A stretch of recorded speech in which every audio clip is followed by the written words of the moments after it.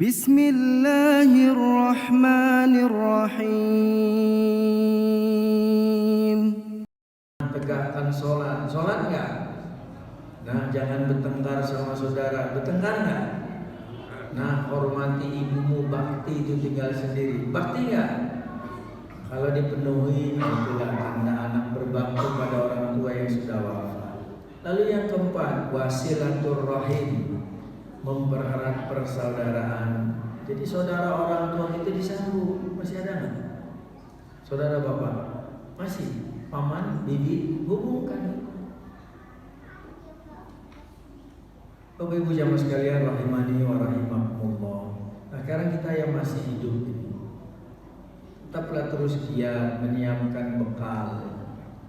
Nah, tadi imam kita membacakan di surah ya Al-Fajr di ayat 24 tadi, bahwa orang ketika dapat kesempatan seperti kita di alam dunia tapi tidak digunakan untuk membekali diri beramal soleh untuk kepentingan akhirat, maka nanti menyesal di akhirat. Yaqulu ya laitani qaddamtu li hayati. Inilah ekspresi orang yang menyesal karena waktu hidup tidak digunakan. Aduhai alangkah baiknya dulu aku beramal soleh ketika hidup di dunia. Mau jadi orang menyesal? Menyesal adanya di mana sih? Belakang, Bu. Kalau di depan pendaftaran namanya, bukan penyesalan. Benar? Baik. Sekalinya hafal penyesalan, tulisan di truk lagi dihafalin. Benar ya? Apa enggak? Hah? Apa enggak? Bukan pertemuan ya yang ku tangisi. Bukan perpisahan yang ku tangisi, tapi pertemuan yang ku sesali. Siapa itu? Siapa, Bu? Bu apalnya ada uang abang saya, tak ada uang. Kenapa begitu? Mungkin gara-gara suaminya ini gak pandai bergaul dengan istri. Setuju gak, Bu? Setuju gak, Bu? Itu mah slogan lama, Bu. Ada uang abang sayang, tak ada uang abangku tendang. Sekarang baru lagi, Pak. Papa kerja, mama belanja. Papa nganggur, mama kabur. Makanya para suami ini waktu hidup di dunia beramal soleh kepada pasangan, Pak. Masa kalah sama supir truk tulisannya? Apa enggak di jalan memang harus hati-hati? Setuju? Pak RW apa enggak? Di jalan memang harus hati-hati. Tapi yang di dalam hati ajak dong jalan-jalan. Setuju enggak? Nah itu. Dan maka dari itu ini bagian dari upaya menyiapkan bekal amal soleh. Secara umum lah kita beruntung masih hidup. Kembali saya kutip kata Imam Ibnu Qayyim, perjalanan hidup kita dibagi menjadi 4 tahap. Ada berapa? 4 tahap. 1 alam kandungan. Di luar alam ruh ya, karena ini terbatas datanya, tidak dibicarakan panjang lebar.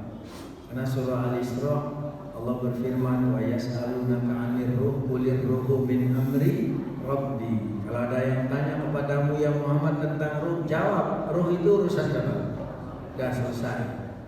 Makanya Imam Ibnu Qayyim 4 alam ini 1 alam kandungan. Karena semua pasti mengalami, kecuali Adam dan Hawa, enggak ada mamanya. Betul, Bu? Ibu ngomong-ngomong berapa lama alam kandungan? Lupa, sudah lama enggak hamil? Hah? Berapa? Lo yang hamil siapa, Pak? Yang hamil siapa? Yang menghamili? Nah, itu. Berapa bulan? 9 bulan rata-rata. Itu masih apa? Berarti masih produktif itu. Itu alam pertama, belum ada tanggung jawab. Betul, Pak? Tapi Nabi menggambarkan proses alam kandungan. Bapak Ibu jamaah sekalian, ini bagian dari upaya kita yang masih hidup menyiapkan diri. Karena tadi ingat limitasi tadi tercantum di 3 surah berbeda. Kullu nafsin dha'iqatul maut. Alam kandungan, Nabi menjelaskan inna ahadakum yujma'u khalquhu fi batni ummihi arba'ina yawman nutfatan summa yakunu 'alaqatan misla dzalik summa yakunu mudghatan misla dzalik. Supaya kita mawas diri siapa kita sebenarnya. Semua sama mengalami alam kandungan. Pertama wujudnya nutfah mengendap 40 hari. Benar? Berubah menjadi alaqah segumpal darah 40 hari. Benar Bu?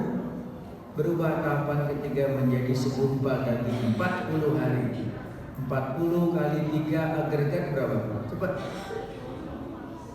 120 hari konversi menjadi bulan berapa Bu? 40. Benar? Lalu Rasul menjelaskan Allah mengutus malaikat untuk meniupkan ruh kepada janin itu. Kalau Allah berkehendak mati dalam kandungan. Setelah Allah berkehendak hidup memerintahkan malaikat meniupkan ruh. Rasulullah kembali menjelaskan catat 4 perkara. Sudah ada itu. Takdir di alam kandungan, ajal, rezeki, amalan, bahagia atau celaka. Tadi di awal kita bicara kata Imam Ibnu Qayyim mau bahagia apa dari 3? Besok ulangan dulu baru masuk ke Senin. Ayo bersyukur, bersabar, bertobat. Sudah ada itu. Dan lahirlah sesuai kehendak Allah. Seperti kita sekarang di babak kedua, alam dunia bukan ini. Alam dunia bukan. Nah, makanya kita yang masih hidup hati-hati ketika masih hidup di dunia. Ini sistem gugur. Gak ada setengah kompetisi, gak ada ekstra. Harga pas gak? Harga pas gak? Kan lihat ayat berikutnya itu. Faidza jaa ajaluhum la yastakhiruna sa'atan wa la yastaqdimun. Bila ajal tiba bagi seseorang bisa ditunda, bisa dimajukan. Makanya harus siaga satu setiap saat. Di antara momen berharga nanti waktu istirahat mau tidur. Bapak Ibu mau tidur baca doa, baca WhatsApp. Saya nggak yakin. Padahal itu doanya menyinggung mati dan hidup. Percaya nggak itu? Nanti istirahat ini baca doa, baca WhatsApp. Tapi ada yang baca doa dari WhatsApp karena nggak hafal Pak. Bismillahirrahmanirrahim. Allah nyamber. Itu bagian dari kesiapsiagaan kita. Bisa jadi orang tidur untuk selama-lamanya, tidak lagi bangun. Betul? Makanya siaga satu. Di dunia inilah alam penentuan. Maka inilah kesempatan berharga. Ingat surah Az-Zariyat surah 51 di bagian ayat-ayat akhir. Bahwa orang beriman apa? Wa dzakir fa inna dzikra tanfa'ul mu'minin. Tetaplah memberi peringatan seperti ini. Karena peringatan bagi orang beriman bermanfaat kan? Bermanfaat kan? Nah, kita jadi ingat lagi. Sudah seberapa siap kita, bagaimana amal soleh kita. Jangan seperti anak-anak itu kalau ngobrol, gila gak ada matinya. Siapa bilang gak ada matinya? Orang pasti mati kok. Siapa yang suka bilang gak ada matinya? Kullu nafsin dha'iqatul maut. Sama sekalian, ketika ajal tiba seperti yang sudah dialami orang tua kita, Allah yarhamuhu Bapak Halim kan, dan saudara kita yang lain. Termasuk jamaah haji yang bilang udah ditemukan tuh di rumah sakit sudah jadi jenazah. Benar? Bapak update nggak sih? Update. Bapak update-nya itu perang PPDB zona, ya, zona-zona penerimaan siswa baru. Baik jamaah sekalian rahimani wa rahimakumullah. Jadi ketika ajal tiba, seseorang berpindah alam yang ketiga. Kan pertama alam kandungan, kedua sekarang dunia. Benar? Siapa saja yang sudah mati disebut pindah ke alam kubur. Sebutan lain alam barzakh. Benar? Menanti datangnya hari kiamat. Ada yang tahu hari kiamat? Ada nggak? Itu kata si Adek tahu, berarti dia panitia hari kiamat. Nggak ada gaib. Surah Luqman 31 ayat terakhir kan 34. Itulah disebutkan 5 gaib mutlak hanya Allah yang tahu. Satu, innallaha indahu ilmus sa'ah. Hanya di sisi Allah pengetahuan kepastian tentang hari kiamat. Lihat aja yang memprediksi itu mati duluan. Benar Pak? Bahkan ada hadis Nabi, seseorang tanya, mata sa'ah, kapan hari kiamat? Nabi balik tanya, apa yang sudah kamu siapkan? Karena Nabi nggak tahu. Justru Nabi mengingatkan apa yang sudah kamu siapkan. Benar? Dia menjawab, cinta pada Allah dan Rasulnya. Nabi menjawab, anta ma'aman ahbabta. Kamu akan bersama orang yang kamu cinta. Sekarang kita cintanya sama siapa Bu? Sama orang baik apa orang buruk? Ibu cinta sama suami, ori apa KW? Ori apa KW? Kan tadi katanya ada uang abang saya. Tak ada uang? Gak apa-apa ya Pak, saya tanya ibu-ibu, mumpung banyak nih ibu-ibu. Bu, lebih baik mana? Suami pulang tanpa setoran atau setoran datang suami tak pulang? Yang mana? Wah, menggila setoran ini. Yang penting suaminya, karena pasti bisa cari setoran. Kalau sekedar setoran suaminya nggak ada, besok ada setoran, betul Pak? Betul nggak itu? Baik ya mas sekalian, sebentar lagi. Ketahuilah bahwasanya alam ketiga alam kubur. Ada hadis Nabi menggambarkan ketika seseorang dimakamkan, para pengantar beranjak pulang, Allah utus malaikat menyodorkan pertanyaan singkat tapi padat dan menentukan. Apa pertanyaannya? Cuma 3. Oh, man rabbuka, wa man nabiyuka, wa ma dinuka. Benar? Hadis sahih hanya menyebut 3. Siapa Tuhanmu, siapa nabimu, apa agamamu. Di hadis lain riwayat dari Utsman bin Affan radhiyallahu anhu ada penjelasannya. Siapa yang selamat fit and proper test tahapan itu di alam kubur, maka lebih mudah menghadapi pertanyaan berikutnya. Tapi kalau babak pertama aja dia gugur gimana Pak? Memang ada first leg, second leg? Nggak ada. Tandang-tandang ada kan? Nggak ada. Makanya inilah alam penentuan di dunia. Orang sudah mati bisa balik nggak? Orang mati bisa balik nggak? Emang yang dibawa apa? Bu, kayak kemarin tuh jamaah haji pulang pakai emas 180 gram. Dibawa nggak itu? Sudah imitasi sombong. Bapak kalau mati dibawa nggak pasangannya Pak? Kemana pasangannya? Bapak punya cita-cita mulia Bu, saya udah tahu itu. Nggak ada cinta sehidup semati. Bohong. Ini pelapor apa korban sih? Ibu ya? Ya. Makanya kata ahli finansial, Bapak sebagai suami, antara istri dan uang posisikan tuh secara proporsional. Ibu mau tahu nggak Bu? Suami nih mendudukkan istri dan uang. Pak RW apa enggak? Kalau istri itu ya kan cintai tapi jangan dimiliki, karena pasti berpisah. Tapi uang miliki, cari tapi jangan dicintai, karena orang kalau cinta sama duit berabe itu. Baik, kembali yang tadi alam kubur. Penentuannya sekarang, orang mati nggak bisa balik lagi.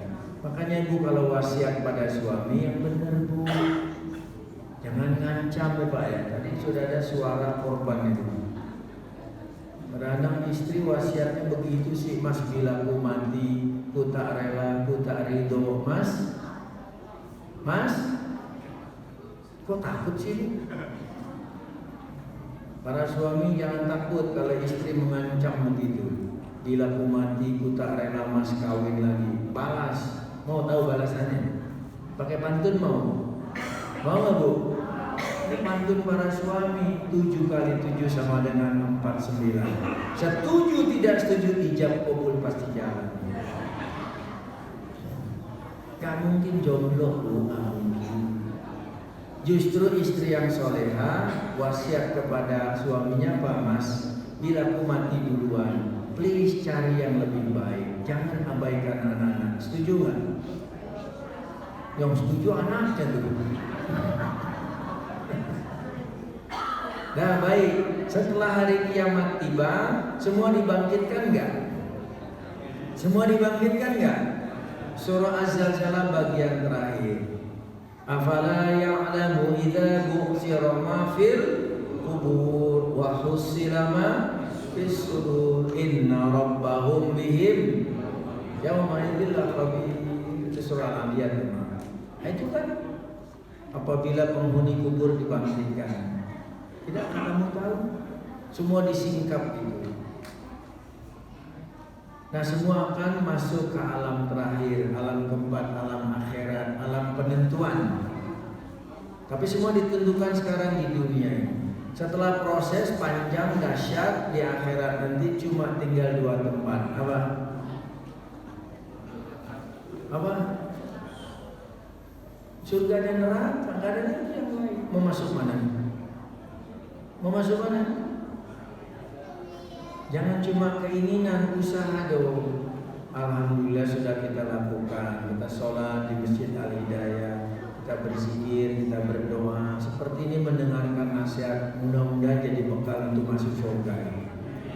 Nah, jadi jamaah sekalian, ingat, yang mati tidak bisa kembali, yang hidup masih punya kesempatan.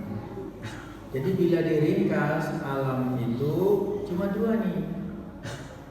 Kayak yang tadi saya maksudkan penjelasan hadis riwayat Utsman bin Affan, al-qabru awwalu manzilin min manazilid dunya wa akhiru manzilin min manazilil akhirah. Jadi kubur itu pos terakhir dari beberapa pos yang ada di dunia dan pos pertama dari beberapa pos yang ada di akhirat. Maka inilah saatnya menyiapkan diri bagi kita yang masih hidup. Ayo jangan lalai, jangan lemah, jangan malas. Allah Maha Pengampun bukan? Allah Maha Penerima Tobat. Ya sudahlah, segera dan segera. Terakhir saya tutup surah Ali Imran ayat 133. Wasari'u ila maghfiratin min rabbikum wa jannatin arduhas samawati wal ard uiddat lil muttaqin. Bersegeralah kamu, ini kita yang masih hidup nih terutama, kepada ampunan dari Tuhanmu, taubatan nasuha, dan bersegera pula untuk mana? Untuk masuk ke dalam surga yang luasnya seluas langit dan bumi. Buat siapa? Buat orang yang bertakwa. Nah mudah-mudahan dengan kumpulnya kita setelah tadi sholat maghrib barangkali dan isya ini tidak lain tidak bukan menuju orang yang bertakwa. Barangkali ini sebelum ditutup izinkan saya membacakan kembali doa mohon ampunan ya untuk orang tua kita, wabil khusus untuk Pak Halim dan segenap saudara-saudara kita ya.